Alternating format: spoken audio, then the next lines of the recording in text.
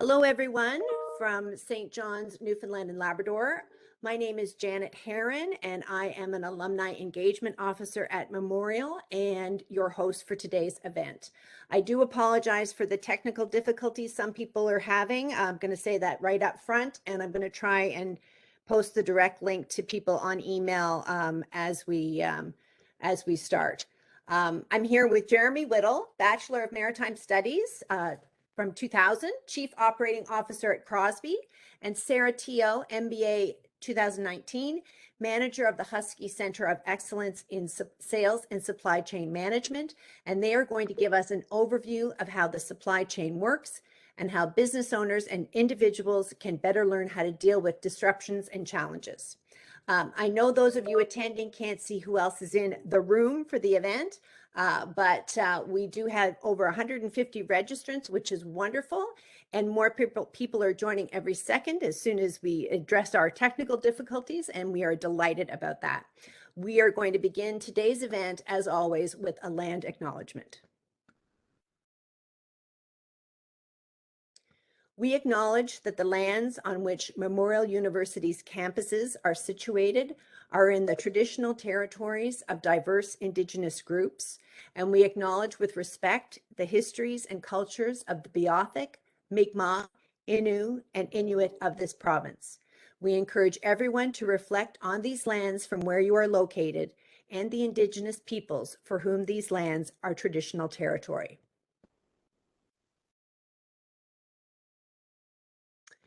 At the Office of Alumni Engagement, we are focused on offering many ways for you to connect with Memorial from anywhere in the province, the country, and the world. And we're working diligently to foster opportunities for alumni to celebrate their connections with Memorial and with each other. MUNalum 101 was born out of the need to reach out to alumni during the first few months of the pandemic. It has since evolved to become a cornerstone of our alumni engagement activities, offering the latest information on key topics from Memorial University's own experts. Embarking on new and exciting ways to build relationships within our Memorial community is vital to our evolution as an institution. Please consider getting involved with our programming. You can be a mentor with 10,000 coffees, discover opportunities to meet up with expats through Global NL, and our online book club Coastlines features a stellar selection of Newfoundland and Labrador authors, most of whom are also Memorial alumni. And you can find more details on our website, www.mun.ca/alumni. Thank you for joining us today for our discussion on the supply chain. Just a few housekeeping issues. A brief Q&A will follow the presentations. I will be monitoring the Q&A and the chat function, which you will find at the bottom right-hand side of your screen. Please try to keep your questions short, and I encourage you to post questions as soon as possible. You are not able to unmute your microphone or turn on your video as attendees, but you can communicate with other attendees and myself as host moderator through the chat. And you should be able to turn on the closed captioning, which you will find on the bottom left-hand corner of your screen. We are streaming live, but this session is also being recorded, and all those who registered and those who might be having trouble getting onto this actual event live will receive a link to the event in a follow-up email. It is my very great pleasure to officially introduce our two special guests today. But the first of our two special guests today will begin with Jeremy's presentation, and then Sarah will follow with some information on the Husky Centre. Jeremy Whittle is the Chief Operating Officer at Crosby Group. He has a deep background in the marine and energy sectors with over 20 years of experience in related fields. Having worked for such companies as A. Harvey Limited, Schlumberger, and Husky Energy, Jeremy brings experience and insights from a variety of disciplines, including logistics, commercial and supply chain management, health and safety, and operations management. Jeremy holds a diploma in nautical science and a Bachelor of Maritime Studies from Memorial University, as well as a Master of Business Administration from Durham University. So I'm going to upload Jeremy's presentation now, and I will hand him over the controls. 1 second.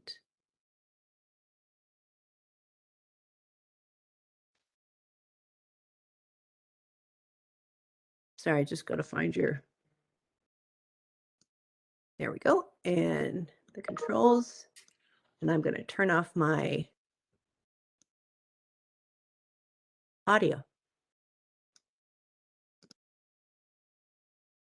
All right, thanks for that, Janet, and good afternoon, everybody. I've been asked to speak about supply chains in broad terms, so I'll do my best to provide an overview based on my experience in industry since the late 90s.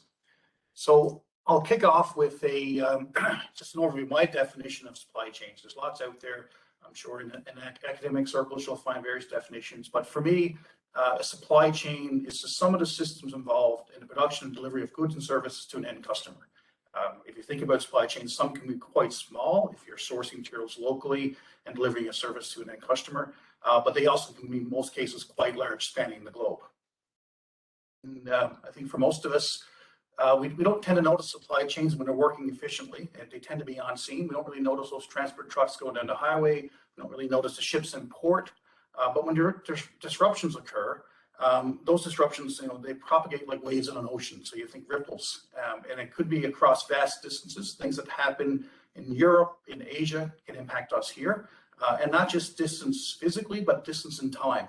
So things that happen, that happen today, we might not feel the impacts for 6 months or a year down the road, but they will have an impact at some point in time. Certainly, in today's world, supply chains are very broad and very interconnected. Think about interconnectivity, ocean freight as a measure. Across the globe on an annual basis, we move about 10.6 billion metric tons of goods across the globe. About 65% of that happens in Asia. So you think about the volume of material that makes up 10.6 billion tons of goods that are moved across the globe on a daily basis, and you see that across the globe, trade really it doesn't have borders. The industry, certainly in recent years, in my experience, and this goes everything from an automotive supply through to your grocery shelves, are based on just-in-time delivery. We did get really good at supply chains, at really measuring when we needed certain items and ensuring that they were available on the shelves in the warehouse when they were best timed to be used that way. But of course, over the last couple of years, as we've gone through COVID-19 and the pandemic settle in, what we've seen is globally across most sectors is a complete disruption in supply chains. Lots of reasons for this. Some of it had to do with the local, national, international lockdowns that impacted people's ability to physically go to work. That impacted travel. It impacted just the movement of people, goods, and services. Buying patterns shifted. So certainly things like locally, you would have saw a surge in lumber prices over the last couple of years. As people stayed home more, they actually spent more time in their houses, renovation projects instead of travel. Things like recreation vehicles. If you head any of the showrooms locally in St. John's or outside the city, you'll find that there's no inventory. Basically a combination of slowdown in production, but a surge in demand. Certain areas, things like medical supplies, vaccine hoarding, you would see certain governments restricting the ability of companies to export beyond their borders. So it was basically kind of nationalizing some goods so they couldn't be shipped externally from a country until internal demand was met. We saw that certainly locally with medical supplies, where over the last couple of years, Task Force NL spent a lot of time just building up capability to actually produce some basic medical supplies here in the country, face masks, safety shields, that sort of thing. So you're seeing a reaction to these factors. And then certainly things like commodity prices, demand for oil and gas, minerals, that sort of thing. Over time, models were in place to forecast what demand would be, and that would impact prices. You put a global pandemic in the mix, and those models are upended, and things are out of balance. And certainly over the last 24 months, we've seen crude oil price as a base commodity trade as low as negative $30 to as recently as $120 a barrel. So it's the pandemic is really having a big impact on supply chains and how we do business.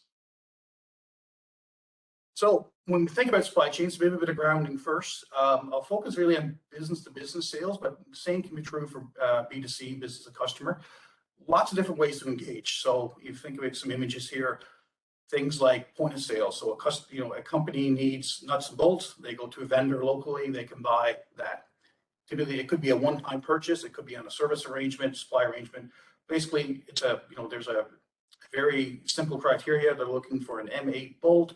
It's available at X company, they can buy it. You can get into arrangements like blended supply and install arrangements. So top center image, we see some folks, working on ropes, doing some work on a marine vessel.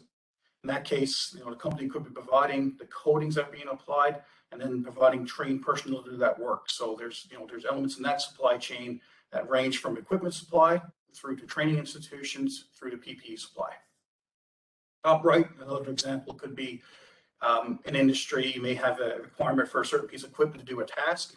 You come up with a specification, then you outsource the final design and build of a unit. So in this case, it's a vacuum skid that's used in an offshore context, built by a company in the UK that are sourcing parts and components from across the globe.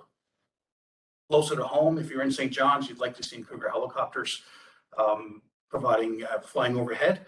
In this image, we see Cougar helicopters. They're providing a contracted search and rescue service to the offshore operators here in St. John's.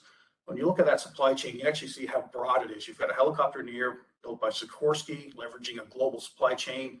You've got a search and rescue technician that you can see just hovering above the water that's wearing PPE, that's been trained either in a military or in a private setting. And you see a rescue boat there as well that's been built likely from a globally sourced products. So you look at that image, it's a service, but there's a lot of elements that go into that contracted service. Bottom center, some HVAC equipment that's being handled and installed as far as a building install goes. So in that case, you've got a piece of equipment that may be bought off the, kind of off the shelf, designed for a building, and then again being installed by qualified personnel. And then bottom right, you see things, warehousing and transport as part of a supply chain.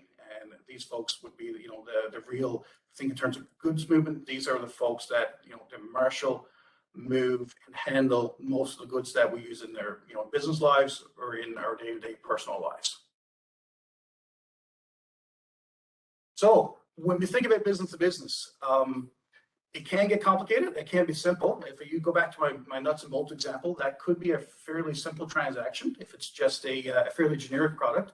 But even a nut and bolt, if it's used in a petrochemical setting, if it's used on a ship, there are very specific standards that need to be followed. So you might get into things like warranty and design, codes and standards being followed. So it is important to think about from a business to business context, what type of industry you're transacting in, what are the code standards, what are the compliance requirements, what country, what point of origin, timing, maintenance, all these things fit in there. So it's certainly critical that the players within the system, so the buyer and the seller, they understand what's being provided, when, and to what standards. So it's certainly critical that they agree on terms, and they have contract language in most cases to actually explain and lay out the terms of the sell and terms of the purchase. The actual terms and conditions that you could experience in business, somewhat dictated by relative buyer-supplier positioning and the power. In cases where the seller has the power in the market, so you think in terms of going to local industrial supply store like Home Hardware or Kent, the selling terms are specified by the seller. As a buyer on your own, you don't really have the influence to can't really influence the terms of that sell. Whereas if you're in a very bespoke industry, something that's niche, some of the companies that would transact in the marine environment, they're selling, they will sell under their terms and conditions. As you get further afield and you get further outside of Canada, and maybe my experience in the marine world as an example, you may find you've got a seller and a buyer that don't know each other. They're separated by tens of thousands of miles of geography, and they've got to find a way to transact together. And you do find in certain cases then you have internationally accepted forms of contract that can be used to enable a relationship between companies. So in my experience, I've done a few of these where you use an industry called the Baltic International Maritime Council, and they've got standard terms and conditions for vessel hire. So we can quickly, in those cases where I've used those, in a matter of hours, you can work with a supplier to actually get an agreement in place. You may never meet the vessel owner if you're a charterer, or if you're a vessel owner, you may never meet the charterer, but you can agree quickly on the form of a contract to allow work to happen.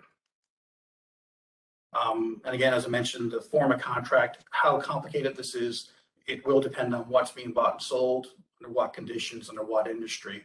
But certainly a key message here for me is that when you get into contracts, make sure that you're reading the language, you understand the language, you understand your commitments if you're selling, you understand your commitments if you're buying, and really have a thorough understanding of what's in documents. Certainly in my experience, I've seen companies and individuals that take contract language lightly, and if it's all great when things are going well, but if things are going sideways, the contract comes out and you've really got to know what you've committed to if you're selling a good and service, or if you're a buyer, if the seller isn't delivering, what are your remedies to actually correct the issue?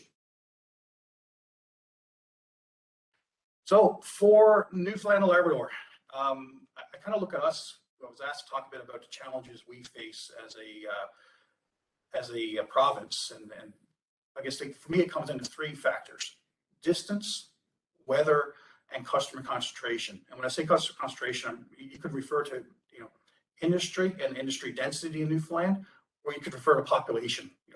Basically, we're a fairly small group of people that are located a long ways away from major hubs in Canada or internationally. So I've put together some, on the bottom left here, just road, water, and air distances between Halifax, St. John's, Halifax, Goose Bay, Montreal, St. John's, and Montreal, Goose Bay. And the big message here is that we are a long ways away. And if you look in terms of air, Halifax, St. John's, Halifax is a skip, but it's still nearly 1,000 kilometers away. It's a long distance. And when you think about Newfoundland, we look to talk about weather, and weather here, it can be a real challenge, and it can impact both, all three modes of travel. It impacts road transport, water transport, air transport. So top right, typical winter warning we see here in the province, lots of red. And, the days we see that, we're likely not seeing trucks going across the island. Bottom right is believe it or not, that's the Port of Ask Ferry Terminal, and during a winter storm. And, days like that, you're not going to see ships moving across the port. In terms of services to the province, we've got interconnectivity via air, regular air transport. We've got connectivity via road through Marine Atlantic, and then there are regular liner services to Newfoundland, primarily OceanX that run out of Halifax and Montreal.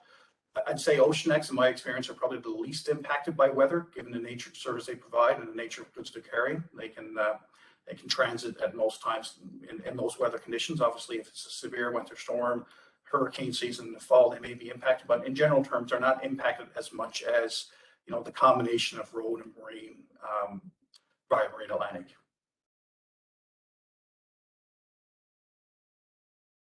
So if we put all that together and we start thinking about all the things that are happening across the globe, so we've got, I just took some news headlines over the last few weeks and said, what's happening and how does it impact supply chain? So what we're seeing is continual shortage of inventory across various sectors, everything from automobiles to computers. Inflation is a new one that's coming up. So if you Google right now what's happening, inflation and its impact to the workforce, its impact on the cost of goods, inflation is hitting near 40-year highs. Severe weather, it's becoming more prevalent and it's impacting, not just Newfoundland, but impacting the globe.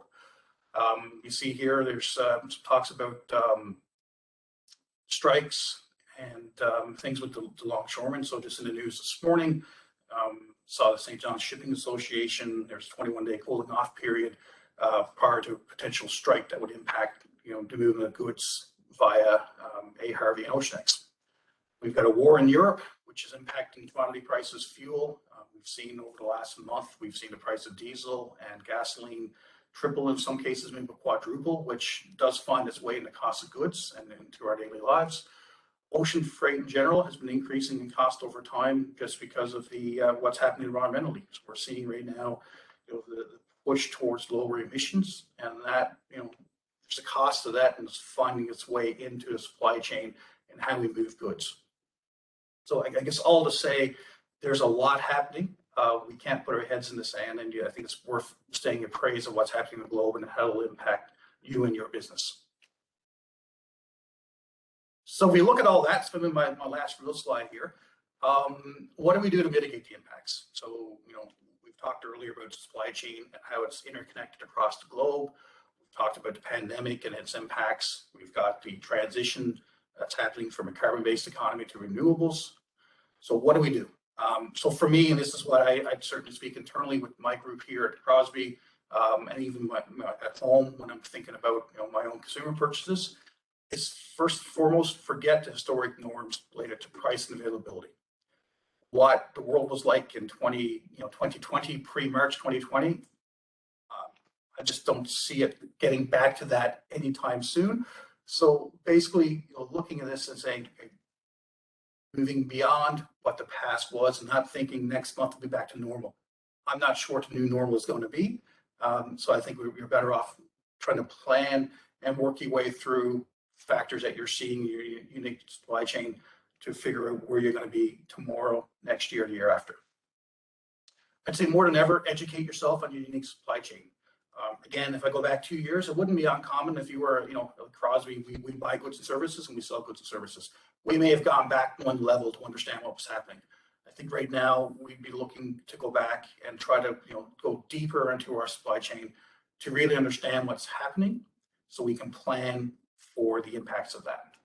So we're really take the time to educate yourself on what you're buying, from who, where's it coming from, how is it impacted by what's happening with freight costs, how is it impacted by currency, how is it impacted by labor shortages. Look through it. And part and parcel of that is plan further ahead than you ever have before. If you were looking at 3-month horizons in the past, maybe start looking at 6, maybe look at a year. It's difficult today. You can't assume that you're going to have goods and products to sell. I think you've got to look further ahead and try to forecast to the best of your ability, much further ahead than you would have in previous times. Communicate. I think this is a big one that we can all do, is communicate up and down your supply chain. So inform, if you've got suppliers, working with your suppliers to get them forecasts on demand. If you've got customers, communicating the challenges you're seeing. But as you work through your supply chain and you've educated yourself, just really look out, try to engage with your supply chain to let them know what's happening, let them know what you're seeing, what your demand might be. Try to talk. You'll get good insight into cost pressures that might be coming down the road. If you go back to my analogy with the ripples on the ocean, factors that may have happened a year ago, you might start seeing priced in, today, but they're 12 months old. So just working with your supply chain can help you on some of that. If you're selling goods and services and you got the ability, it's worth looking at your contracts and your sale terms, just so that you can price in potentially the risk that's in the market. So you can adopt. Maybe you move to different ways of selling. Maybe it's a moving average cost, but really just in general terms, looking at your forms of contracts, your sell terms that you're using, trying to actually make sure you incorporate the realities of the market today into those terms. I think it's worth next one, thinking about alternative source of supply. So if you're used to working with a set number of vendors and buying from a certain group, and you start to see shortages, think about alternative source of supply. Where else can you get those goods and services? Will they conform? Working with your customers who they'll be accepted, but it's worth getting out there and understanding what the alternative source of supply are for the goods that you require within your supply chain or the services. Currency market. This is one, you're not really going to do much to influence the currency market, but watching what's happening with the Canadian dollar against the US, against the euro, can certainly give you some indication of where prices are going. If you see the spread between the Canadian dollar and the American dollar rising, you may be in a place where your cost of goods bought is going to increase. Conversely, if you see the Canadian dollar and the US dollar heading towards parity, you may have more purchasing power in the market. But I think it's critical that we all, if you're certainly, most of the goods and services that we buy, there's some foreign content in there, be it a car, be it a computer. So it's just watching what's happening. They'll give us some indication of where prices may be going. And then the last one kind of ties up with communicating within the supply chain, but communicate with your customers. Trying to work with your customers, let them know what's happening, let them know when you may have inventory, when you may see challenges, trying to educate when you may see price increases, certainly in the inflationary market. So to sum it up, I think critical piece here is making sure that you're communicating with your suppliers and your customers so that they know what's happening and you're sharing the information that you have so you can make informed, good decisions. That's the last of my slides, Janet. So I'll get a slide there for questions. But I guess we'll hold that to the end and we'll work from there. Yes, that's what we're going to do. We're going to have Sarah come on now. Let me just get Sarah's presentation up. Oh, I think we just got to move that forward. Oh, we're having all sorts of stuff happen today. Anyway, I'm just going to move that forward, Sarah. Nobody look at the screen right now because it'll take, we'll ruin the surprise. Okay. Sarah Teo is the manager of the Husky Centre of Excellence in Sales and Supply Chain Management at Memorial University. She is responsible for managing the center's finances, operations, programs, and services, and she holds an MBA from Memorial. Now, Sarah, I'm going to give you the presenter duties right now. And there you go. Thanks, Janet. Thanks, Jeremy, for his great presentation. Next, I'm going to give an overview of who the Husky Centre is, what the Husky Centre does, and how you can get in touch with us. The Husky Centre is located at the Faculty of Business Administration in Memorial. It was established in December 2019 thanks to the contribution and support of Atlantic Canada Opportunities Agency as well as Cenovus Energy. Our mission is to inspire and develop leaders in sales and supply chain management. We have the vision to contribute to the success of the Newfoundland and Labrador's economy by developing a capable and responsible sales and supply chain community. We provide inspiration, resources, experiential learning, and research opportunities to our students. These are the opportunities available to our students as well as to the local companies. By connecting our students and our faculty members to the industry, and by facilitating the collaboration among them, we support development of expertise and building of capacity in sales and supply chain management. Coming next up is an event we are co-hosting with Supply Chain Canada, Newfoundland and Labrador chapter to discuss the status of the supply chain industry and education, as well as the future career possibilities. The event will be hosted at Memorial Cedar Hill campus on April 28th, and it's open to everyone. So you can sign up on it by going to Supply Chain Canada website. And these are our contact details. If you are interested in our program and services, and you would like to know how the center can help you or how you can be part of our mission vision, you can get in touch with us. And that's for my brief presentation, Janet. Thank you.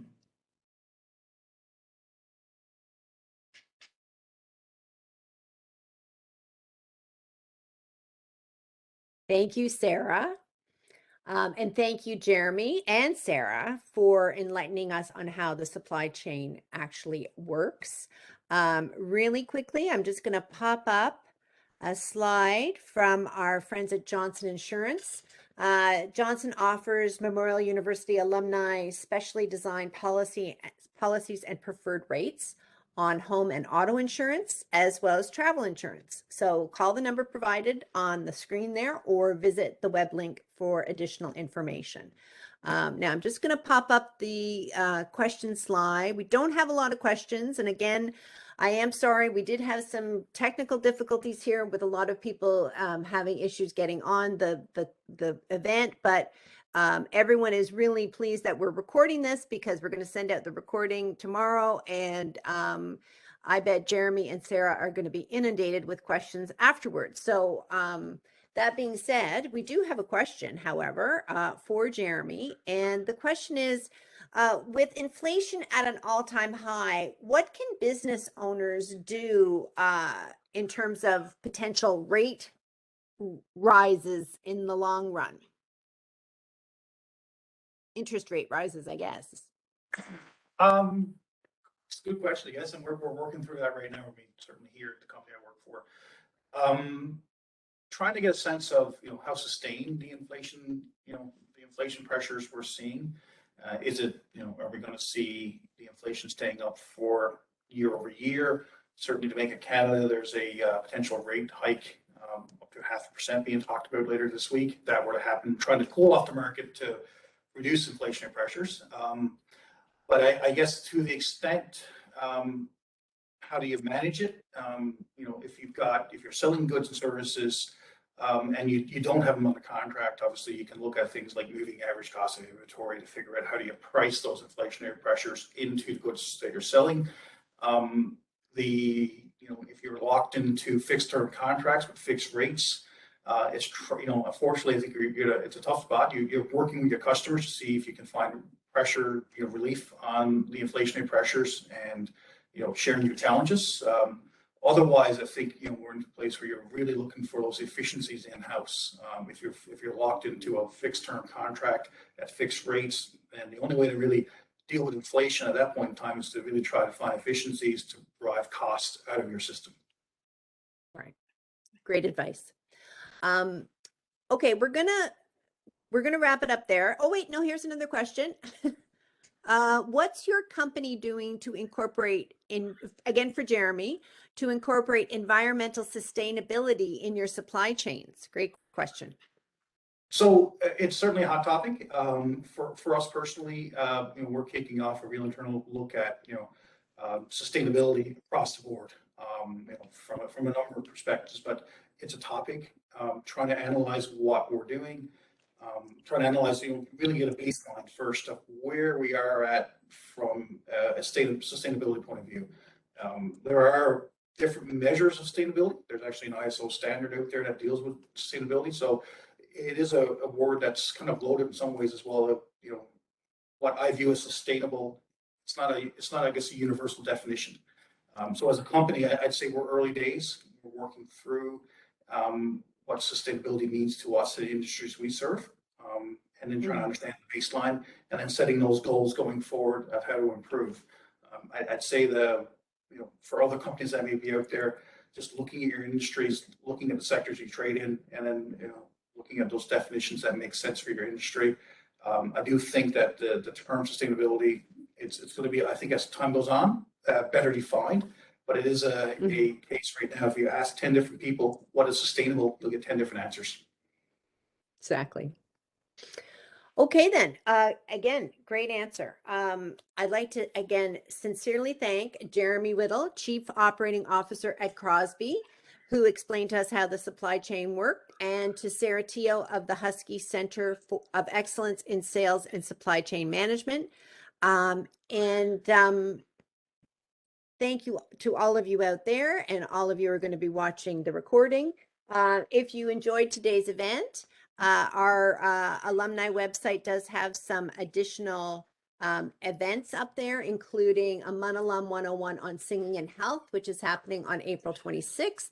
A quick note that we have tickets available now for Memorial's inaugural Reimagining Leadership, a conference about women's leadership, which is happening on June the 16th. And you can visit www.mun.ca/reimaginingleadership for more information or to purchase tickets. This session has been recorded, and we will be sharing a link in a follow-up email. So please keep your eyes on your inbox, and you can share this presentation far and wide. I hope everyone enjoys the rest of their day.